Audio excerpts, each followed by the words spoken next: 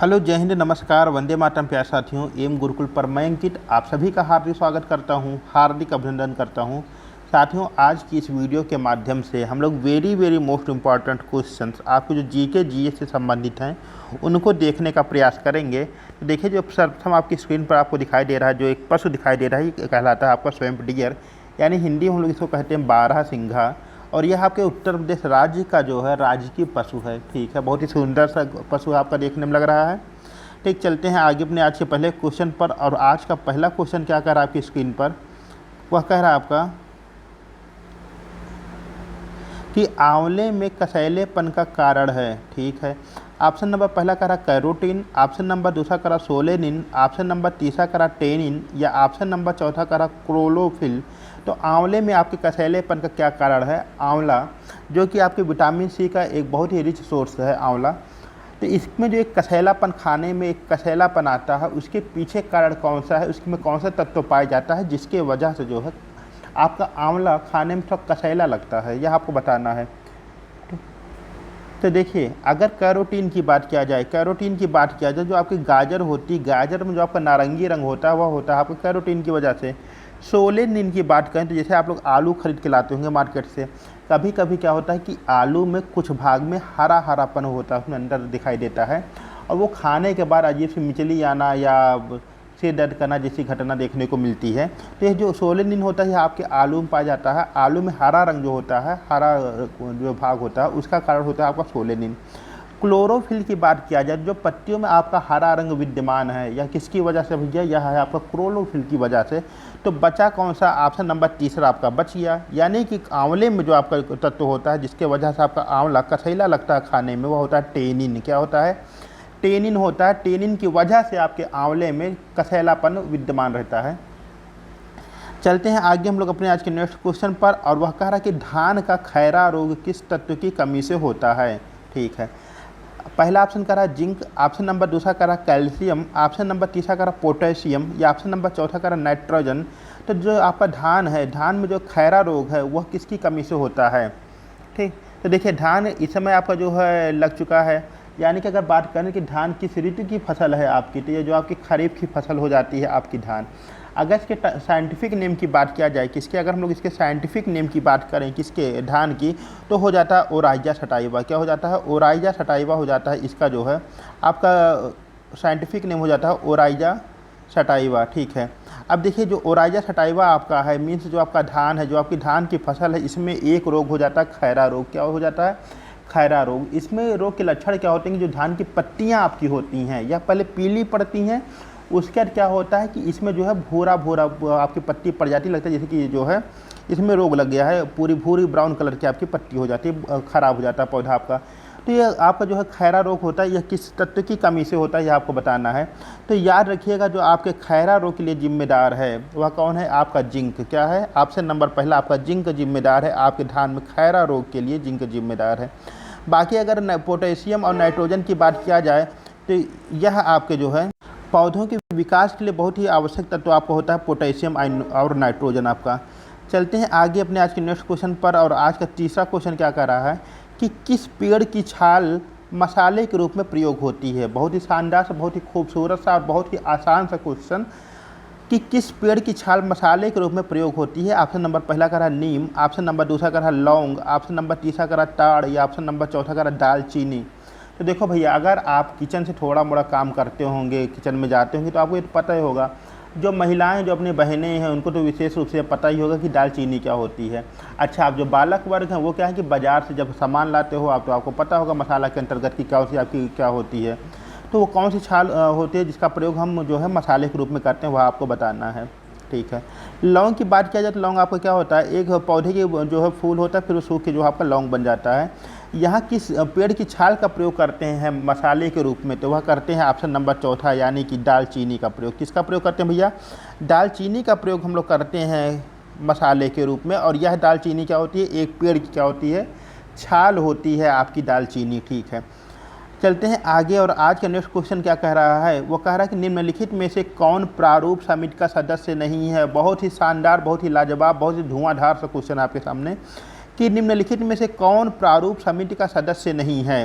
अगर आप लोगों ने भारतीय संविधान को कभी पढ़ा होगा और उसके आप क्वेश्चन बनाते होंगे, और ये क्वेश्चन तो आप 100% तो बना ही ले जाएंगे, कि पहला ऑप्शन करा के एम मुंशी, ऑप्शन नंबर दूसरा करा सैयद मोहम्मद सादुल्ला, ऑप्शन नंबर तीसरा करा एन ए पालकीवाला, या ऑप्शन नंबर चौथा करा आपका गोपाल स्वामी अयंगर। तो इसमें से कौन से ऐसे महापुरुष हैं जो आपकी ड्राफ्टिंग कमेटी, जो आपकी प्रारूप समिति थी, उससे संबंधित नहीं थे? ठीक, आइए अब थोड़ा ड्राफ्टिंग कमेटी की बात कर लिया जाए। तो भैया ड्राफ्टिंग कमेटी जो आपकी प्रारूप समिति थी, कौन, जो आपकी प्रारूप समिति थी, जो आपकी ड्राफ्टिंग कमेटी थी, जो इसकी स्थापना की जाती है, इसका गठन किया जाता है, इस कमेटी का वह किया जाता है आपका 29 अगस्त, कब किया जाता है? 29 अगस्त 1947। कब किया जाता है? 29 अगस्त 1947। इसमें क्या था, इसमें जो है डॉक्टर अंबेडकर सहित आपके कुल जो है 7 सदस्य होते हैं। डॉक्टर अंबेडकर इस कमेटी क्या हो जाते हैं, इस कमेटी के हेड हो जाते हैं कौन? डॉक्टर अंबेडकर। ठीक है, अब देखिए इसमें से क्या है कि 3 नाम तो आपको मिल रहे हैं जो कि इस कमेटी में के सदस्य थे, एक नाम उस कमेटी के सदस्य से बाहर का है। तो देखिए अगर इसमें 7 सदस्य की बात करेंगे, जो आपके ड्राफ्टिंग कमेटी के सदस्य थे, उनके नाम इस प्रकार आपको देखने को मिलेंगे। डॉक्टर भीमराव अम्बेडकर साहब हो जाते हैं अध्यक्ष, गोपाल स्वामी अयंगर, ठीक, तीसरे हो जाएंगे अल्लादी कृष्णा स्वामी अय्यर, चौथे हो जाएंगे के एम मुंशी, पाँचवें हो जाएंगे सैयद मोहम्मद सादुल्ला, छठे हो जाएंगे एन माधव राव, सातवें हो जाएंगे आपके टी कृष्णामाचारी। ठीक है, तो इसमें से एक नाम ऐसा होगा जो इस 7 में से नहीं आए होंगे, तो जाहिर सी बात है भैया आपके कौन हो जाएंगे? ऑप्शन नंबर तीसरा हो जाएगा एन ए पालकीवाला। कौन हो जाएंगे? N A Palkhivala. N A Palkhivala कौन थे? एक महान आपके संविधान के जानकार थे। इन्होंने ही जो भारतीय संविधान की प्रस्तावना है उसको इन्होंने कहा कि भारतीय संविधान जो प्रस्तावना है वह क्या है? संविधान का परिचय पत्र है। यह कथन किसका है? एन ए पालकीवाला साहब का है। चलते हैं आगे हम लोग अपने आज के नेक्स्ट क्वेश्चन पर, और आज का शानदार सा क्वेश्चन आपके सामने इस प्रकार है कि निम्नलिखित में से कौन सा अनुच्छेद बलात् श्रम से निषेध प्रदान करता है? ऑप्शन नंबर पहला का रहा अनुच्छेद 22, ऑप्शन नंबर दूसरा का रहा आपका अनुच्छेद 18, ऑप्शन नंबर तीसरा का रहा अनुच्छेद 23, या ऑप्शन नंबर चौथा का रहा आपका अनुच्छेद 24। तो भैया इसमें से वो कौन सा अनुच्छेद है जो आपके बलात् श्रम से निषेध प्रदान करता है? ठीक है, अच्छा बलात् श्रम क्या था कि क्या होता था पहले कि जबरन किसी से काम करवा लेना, उसको मजदूरी ना देना। ठीक है, बहुत पहले होता था। तो इसमें क्या होता था, ये बलात् श्रम की श्रेणी में आता था कि जबरन आप किसी से काम करवा लो, उसको आप मजदूरी ना दो, पैसे ना दो, मार पीट के भगा दो अलग से। तो ये आपका बलात् श्रम कहलाता था। तो इसमें कौन सा आपका अनुच्छेद है जो कि इसे निषेध प्रदान करता है, इस पर रोक लगाता है? तो देखो भैया अनुच्छेद 22 आर्टिकल 22 जो है आपका, ये कुछ दशाओं में आपकी गिरफ्तारी से संरक्षण प्रदान करता है। चलो इसका काम खत्म हो गया। ऑप्शन नंबर दूसरे की बात किया जाए, ऑप्शन नंबर दूसरा का रहा अनुच्छेद 18।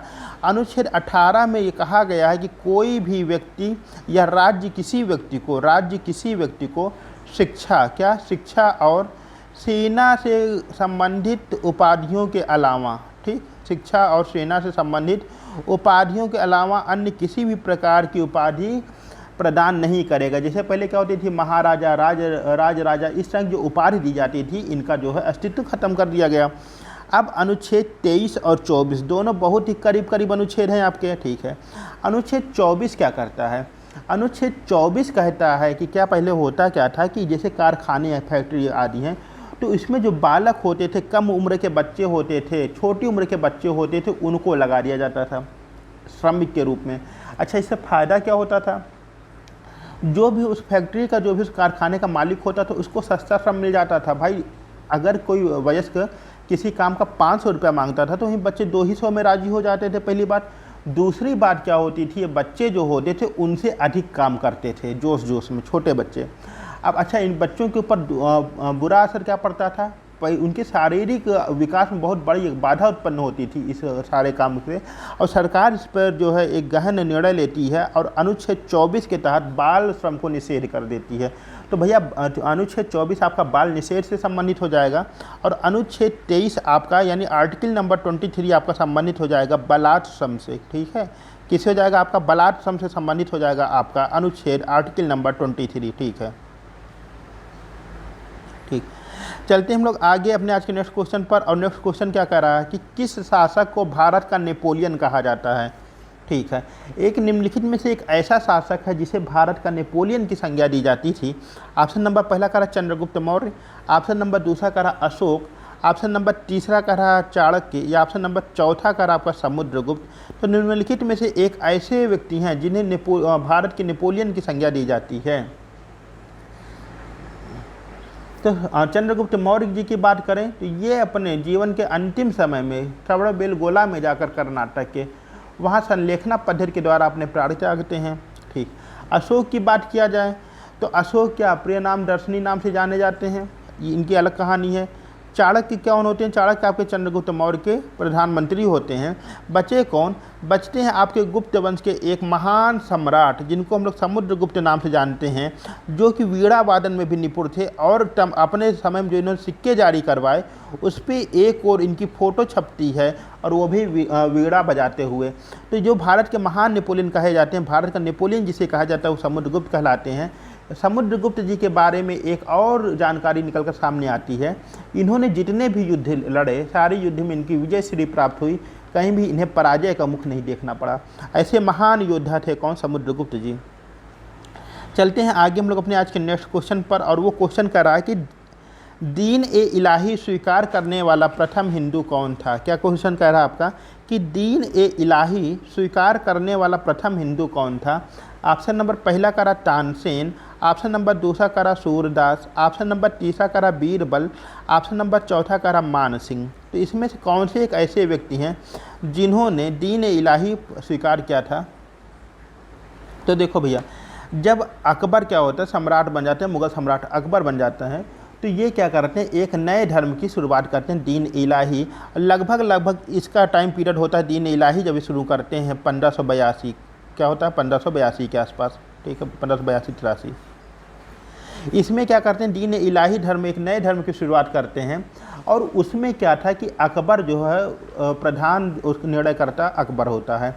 अब क्या हुआ कि इस धर्म को जो पहला हिंदू व्यक्ति था जिसने स्वीकार किया था उसका क्या नाम था, वह आपको बताना है। तो जब इसके नाम की बात करेंगे तो इसका नाम हो जाता है कौन? बीरबल। कौन? बीरबल नामक व्यक्ति जो था ये क्या किया था कि पहला हिंदू था जिसने अकबर के द्वारा चलाए गए दीन इलाही धर्म को स्वीकार किया था सर्वप्रथम। अगला क्वेश्चन आपका कह रहा है कि शिवाजी महाराज के आध्यात्मिक गुरु कौन थे? ऑप्शन नंबर पहला करा तुकानाथ, ऑप्शन नंबर दूसरा करा रामनाथ, ऑप्शन नंबर तीसरा करा एकनाथ, या ऑप्शन नंबर चौथा करा आपका रामनाथ। तो आपको बताना है कि शिवाजी महाराज के आध्यात्मिक गुरु कौन थे। ठीक है, तो देखिए शिवाजी महाराज का जो जन्म होता है 16 अप्रैल 1627 में होता है आपके। अब इनकी माता जी का नाम जीजाबाई और इनके पिताजी का नाम होता है शाहजी भोसले। लेकिन होता क्या है कि इनके जन्म के 4 वर्ष के बाद ही इनके पिता यानी शाहजी भोसले इनकी माता का परित्याग कर देते हैं, छोड़ देते हैं। तो उस कंडीशन में पूरा भार किसके ऊपर आ जाता है? इनकी माता के ऊपर आ जाता है। ठीक है, अब इनकी माँ के ऊपर शिवाजी महाराज के आगे जो है इनके भविष्य को बनाने की जिम्मेदारी उनके हाथ में होती है। शिवाजी महाराज क्या होते हैं कि जब ये बाल्यावस्था में थे तो इनके 2 गुरु होते हैं, एक तो आध्यात्मिक गुरु होते हैं और एक इनके राजनैतिक गुरु। इनके राजनैतिक गुरु की अगर हम बात करें तो दादाजी कोंडदेव। कौन हो जाते हैं? दादाजी कोंडदेव कौन हो जाते हैं? इनके जो है राजनैतिक गुरु हो जाते हैं दादाजी कोंडदेव। और अगर इनकी बात करें कि इनके आध्यात्मिक गुरु कौन थे, तो इनके आध्यात्मिक गुरु जो हो जाते हैं वो हो जाते हैं आपके समर्थ गुरु रामदास। कौन हो जाते हैं? समर्थ गुरु रामदास। यानी कि ऑप्शन नंबर दूसरा हमारा यहाँ पे करेक्ट बन जाएगा। शिवाजी महाराज के जो आध्यात्मिक गुरु थे वो थे समर्थ गुरु रामदास। क्या नाम था उनका? वो तो भैया उनका नाम था आपका समर्थ गुरु रामदास जी, शिवाजी महाराज के आध्यात्मिक गुरु के रूप में जाने जाते हैं। चलते हैं आगे हम लोग अपने आज के नेक्स्ट क्वेश्चन पर, और कह रहा सतसहस्त्री संहिता उपनाम किस ग्रंथ का है? ठीक है, पहला कह रहा आपका ऋग्वेद, ऑप्शन नंबर दूसरा कह रहा अथर्ववेद, ऑप्शन नंबर तीसरा कह रहा रामायण, या ऑप्शन नंबर चौथा कह रहा महाभारत।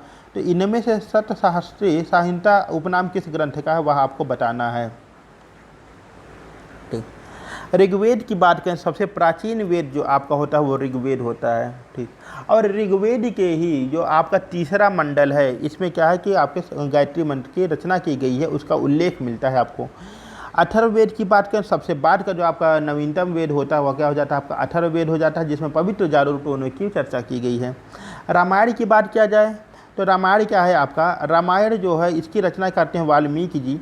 अब तो यहाँ पे सहस्त्री संहिता उपनाम किस ग्रंथ का हो जाता है, तो ऑप्शन नंबर चौथा याद रखिएगा, महाभारत किसका है, महाभारत जो आपका ग्रंथ है इसी को जो है सहस्त्री नाम से भी जाना जाता है। यानी कि ऑप्शन नंबर चौथा यहाँ पर हमारा करेक्ट आंसर बन जाएगा मेरे प्यारे भैया। तो यह बन जाएगा आपका महाभारत। ठीक है, इसी के साथ ही यदि चैनल पर साथियों आप लोग नए हैं, चैनल को सब्सक्राइब अवश्य करें और साथ ही साथ वीडियो पसंद आए तो लाइक भी अवश्य करें। चलते हम लोग अपने आज के अगले क्वेश्चन पर। और अगला क्वेश्चन आपके सामने क्या कह रहा है, कह रहा भारतीय सब्जी अनुसंधान संस्थान कहाँ स्थित है। ठीक है भैया, देखो सब्जी तो हम लोग बहुत खाए, लेकिन इसका जो भारतीय सब्जी अनुसंधान संस्थान है यह पता ही नहीं था। तो अब क्या है कि आज हम लोग वीडियो के माध्यम से हम लोग को पता चल जाएगा कि भारतीय सब्जी अनुसंधान संस्थान आपका कहाँ पर स्थित है। ऑप्शन नंबर करा मथुरा, ऑप्शन नंबर दूसरा करा नोएडा, ऑप्शन नंबर तीसरा करा गाजीपुर, या ऑप्शन नंबर चौथा करा आपका वाराणसी। ठीक, तो आपको बताना है कि भारतीय सब्जी अनुसंधान संस्थान आपका कहाँ पर देखने को मिलता है। तो देखो अगर हम बात करेंगे मथुरा की, किसकी, मथुरा, तो मथुरा में आपको ढेर सारे अनुसंधान संस्थान देखने को मिलता है। मथुरा में एक जगह है आपकी मखदूम, क्या कौन सी जगह है आपकी, मखदूम। और मखदूम में क्या है आपका भारतीय बकरी शोध संस्थान है। कौन सा है आपका, केंद्रीय बकरी शोध संस्थान आपके मखदूम में देखने को मिलता है। दूसरा आपको मिल जाएगा यहीं पे मयूर अनुसंधान संस्थान। ठीक है, आपको भालू रेस्क्यू सेंटर भी मथुरा में देखने को मिल जाएगा। अगर हम लोग बात करते हैं नोएडा की, किसकी, नोएडा की, तो नोएडा में आपके विशेष रूप से एक संस्थान आपको देखने को मिलेगा, वीवी गिरी राष्ट्रीय श्रम संगठन आपको जो है नोएडा के अंतर्गत देखने को मिलेगा। गाजीपुर की अगर हम बात करेंगे तो गाजीपुर जनपद में आपका क्षेत्रीय रेल प्रशिक्षण संस्थान देखने को मिलता है। तो यहाँ बचा कौन आपका, ऑप्शन नंबर चौथा बचा वाराणसी। कौन सा बचा, वाराणसी बचा, अपने मोदी जी का जो है संसदीय क्षेत्र बचा। तो यही वाराणसी जो है यहीं पर आपका भारतीय सब्जी अनुसंधान संस्थान देखने को मिलता है। ठीक है, चलते हैं आगे अपने आज के नेक्स्ट क्वेश्चन पर।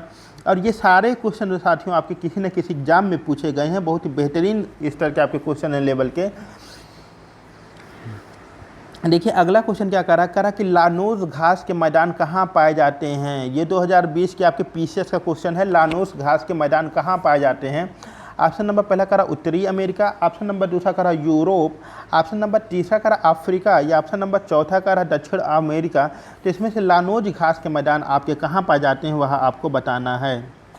ठीक, तो देखो भैया अगर इसके हम ऑप्शन की बात करें, किसकी बात करें हम लोग, अगर इसके ऑप्शन की बात करें तो उत्तरी अमेरिका। कौन सा, उत्तरी अमेरिका में एक घास का मैदान पाया जाता है जिसको कहते हैं प्रेयरी। क्या कहते हैं, प्रेयरी कहते हैं भैया, क्या कहते हैं, प्रेयरी कहते हैं। ठीक है, यूरोप की बात करें तो यूरोप में एक विशेष घास का मैदान पाया जाता है जिसे स्टेपीज कहते हैं। क्या कहते हैं, स्टेपीज कहते हैं। ठीक है, अब ये भी बात है, दो ऑप्शन हमारे जो है चले गए, बचे दो ऑप्शन।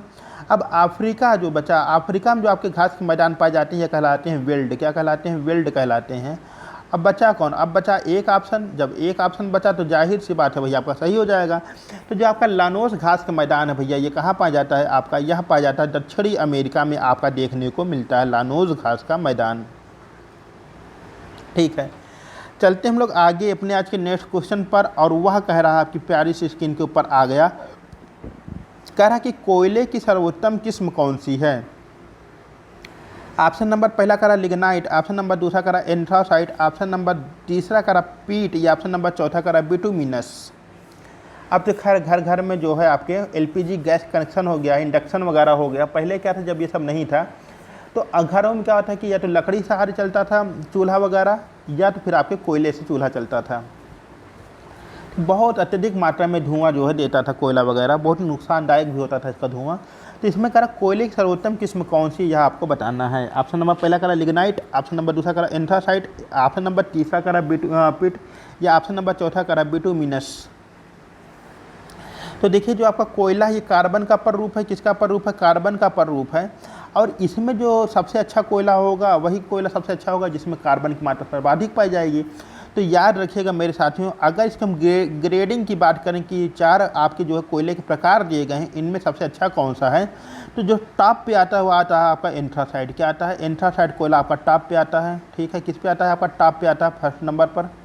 ठीक, अगर फर्स्ट नंबर की बात करें तो आपका कौन सा आ जाता है, यह हो जाता है आपका एंथ्रासाइट कोयला।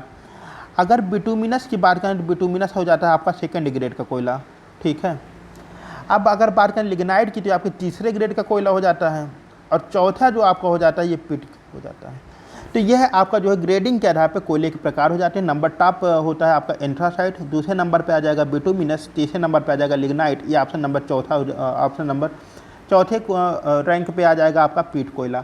अच्छा, इसका जो रैंकिंग की गई है किस आधार पे की गई है, तो इसमें जो सर्वाधिक कार्बन की जो मात्रा पाई जाती है उसके आधार पर की गई है। अगर हम बात करें एंथ्रासाइट कोयले की, तो इसमें लगभग आपका 90% से अधिक कार्बन की मात्रा पाई जाती है, नंबर 1 का होता है। वहीं अगर हम बात करें सबसे घटिया कोयला कौन सी होती है, पीट कोयला, तो इसमें लगभग आपका 26 से 27% कार्बन पाया जाता है। इस आधार पे सबसे घटिया कोयला माना जाता है। चलते हैं आगे हम लोग अपने आज के नेक्स्ट क्वेश्चन पर, और कह रहा है गरीबी की संस्कृति का विचार किसने दिया था। ठीक है, गरीबी की संस्कृति का विचार किसने प्रस्तुत किया था। ऑप्शन नंबर पहला करा ऑस्कर लुईस, ऑप्शन नंबर दूसरा करा गुन्नार मिर्डल, ऑप्शन नंबर तीसरा करा आशीष बोस, या ऑप्शन नंबर चौथा करा अमर्त्य सेन। तो आपको बताना है कि इसमें से गरीबी की संस्कृति का विचार किसने प्रस्तुत किया था, किसके द्वारा ये प्रस्तुत किया गया था आपकी गरीबी की संस्कृति का विचार। तो देखो भैया, कहानी होती है आपकी 1960 की। कब की कहानी होती है, 1960 की कहानी होती है। और ये कहानी लिखता कौन है, ये कहानी लिखते हैं आपके ऑस्कर लुईस। कौन लिखते हैं, तो ऑस्कर लुईस साहब एक कहानी लिखते हैं आपकी 1960 के अंतर्गत। ठीक है, और इसमें इन्होंने अपने विचार में इन्होंने ये बताया कि ये जो आपकी गरीबी की संस्कृति का विचार है, इसके अंतर्गत ये कहते हैं कि गरीब लोगों के मूल्यों या संस्कृति मापदंड, गरीबी लोगों के मूल्यों या संस्कृति मापदंड का परिणाम है। ठीक है, तो गरीबी की संस्कृति का विचार किसने प्रस्तुत किया था, तो यह 1960 के अंतर्गत आपके ऑस्कर लुईस साहब ने प्रस्तुत किया था। चलते हम लोग आगे अपने आज के नेक्स्ट क्वेश्चन पर। और कह रहा टोडा जनजाति कहाँ पाई जाती है। ऑप्शन नंबर पहला कह रहा आपका झारखंड, ऑप्शन नंबर दूसरा कह रहा अरुणाचल प्रदेश, ऑप्शन नंबर तीसरा कह रहा तमिलनाडु, या ऑप्शन नंबर चौथा कह रहा आपका नागालैंड। तो टोडा जनजाति आपकी कहाँ पाई जाती है। तो देखो भैया, जब हम बात करेंगे झारखंड की, तो झारखंड के अंतर्गत आपको संथाल, उरांव, बिरहोर, मुंडा, सबर, परहिया आदि देखने को मिलेंगे। अरुणाचल प्रदेश की बात करेंगे तो आपकी मिसमी पाई जाएगी, आपकी डोगोरा जनजाति पाई जाएगी। ठीक है, इसी के साथ साथ आपकी मोनपा पाई जाएगी। ठीक है, अब अगर इसकी बात करेंगे किसकी, आप नागालैंड की, तो नागालैंड के अंतर्गत कहाँ पे आपके नागालैंड के अंतर्गत आपकी कुकी, नागा, अंगामी जैसी जनजातियाँ देखने को मिलती हैं। वहीं अगर हम बात करें टोडा जनजाति कहाँ पाई जाती है, तो यह आपके तमिलनाडु राज्य में पाई जाती है टोडा जनजाति। तो टोडा जनजाति जो आपकी विशेष रूप से पाई जाती है वह आपकी तमिलनाडु राज्य में पाई जाती है। चलते हमने आज के अगले और आज के अंतिम प्रश्न की ओर। यह कह रहा कि साला झील कहाँ पाई जाती है। ठीक है, साला झील कहाँ स्थित है। ऑप्शन नंबर पहला करा अरुणाचल प्रदेश, ऑप्शन नंबर दूसरा करा हरियाणा, ऑप्शन नंबर तीसरा करा मणिपुर, या ऑप्शन नंबर चौथा करा तमिलनाडु। तो साला झील कहाँ पाई जाती है, तो देखिए कहीं कहीं ये आपको साला दिखाई देगा लिखा हुआ, और कहीं कहीं ये आपके सेला दिखाई देगा। क्या दिखाई देगा लिखा हुआ, ये आपका सेला। तो इन दोनों में आप कन्फ्यूजन मत होइएगा, कहीं कहीं साला लिखाई हुआ देगा और कहीं कहीं आपको दिखाई देगा सेला लिखा हुआ। तो दोनों आपके एक ही झील के नाम हैं। तो यह आपकी पाई जाती है भैया अरुणाचल प्रदेश में। कहाँ पाई जाती है, अरुणाचल प्रदेश में आपकी साला या सेला झील देखने को मिलती है। उम्मीद करता हूँ कि आज की वीडियो आप लोगों को बहुत ही पसंद आई होगी, और आप लोग चैनल को सब्सक्राइब भी अवश्य करेंगे। मिलते हैं अपनी अगली वीडियो में, तब तक के लिए नमस्कार।